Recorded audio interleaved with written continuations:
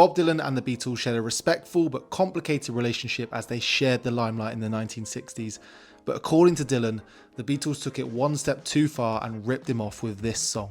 While the Beatles were the most famous and arguably the most influential band of the era, they were never shy to cite Bob Dylan as their creative North Star. His introspective songwriting and lyrical depth had a profound impact on the band, and it steered them towards mature and experimental themes. Conversely, Dylan was inspired by the Beatles and particularly their innovative approach to pop music, and he even incorporated some of their own methods into his songwriting. But despite this admiration and exchange of ideas, these two icons didn't always see eye to eye, and sometimes they had creative differences and varying outlooks on the music industry as a whole. And so bizarrely, both acts looked at each other with a subtle hint of jealousy despite their respective career riches. Dylan was hailed as this critical darling, almost like a messiah dropped on earth to advance the art form, whereas the Beatles, well, they garnered a commercial success that anyone, including Dylan, would have dreamed of.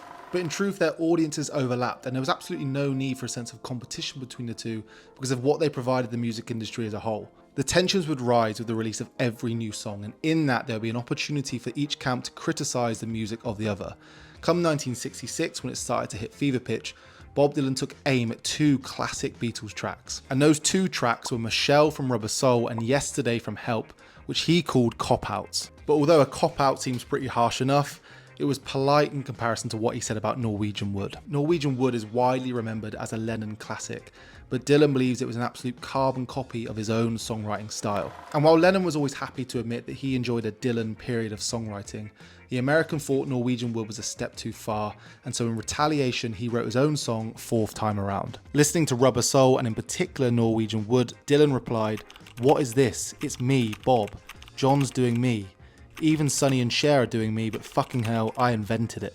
In Dylan's defense, the comparisons are pretty difficult to ignore. Up until their chance meeting with Dylan in 1964, lyrics were never at the forefront of the band's songwriting.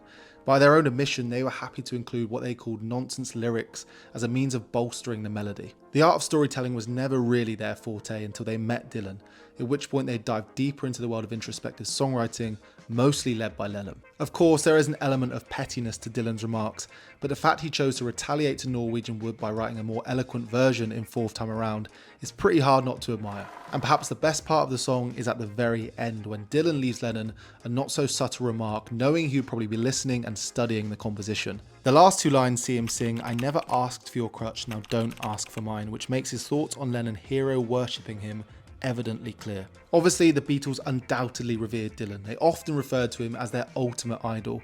But like any good friendship, there was moments of tension, but for these two, it often centered around the music.